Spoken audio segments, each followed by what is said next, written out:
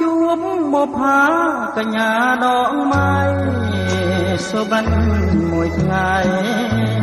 ស្រមៃមួយជាតិមិនយល់សោះឬមួយក៏ស្រីមានស្នៀតចិត្តចងជួបទៀតដើម្បីឲ្យអស់ចិនដាមកណាត់ជួបស្រីជាថ្មីម្ដងទៀត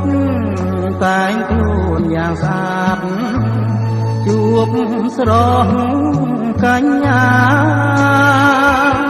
ក្រោមដើមស្វាយនេះក្បែរមាត់ទន្លេសង្ឃឹមម្លេះទេនឹកថាបានយល់ជាថ្មីមលប់ស្វាយមាត់បាំងត្រឈឹងត្រឆេព្រឹកម៉ោង8ស្រីយ៉ាចាំអូអង្គុយតែសែនស្រណោះខ្លួនទើបដឹងថាអូននាងប្រាចិនដាខ្លាចណាស់ក្រែងប៉ះចិនស្រីចង់ស្រល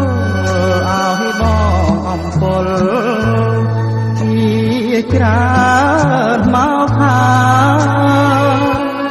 ហមរកដែរតែរកនៅមិន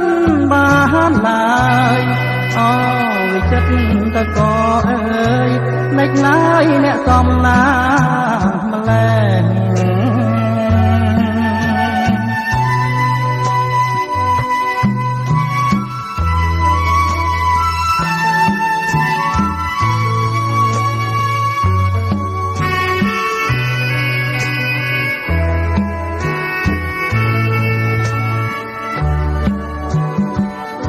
លប់ស្វាយមាត់បាំងត្រឈឹងត្រឆេប្រឹងម៉ោង8ស្រីយាយចាំអូអង្គុយតែតែស្រណោះខ្លួនទើបដឹងថាអូននាងប្រាចិនដាខ្លាចណាស់ក្រែងប៉ះចិនស្រីចង់ស្រលឲ្យបងអង្គុលជាច្រើនមកហើយ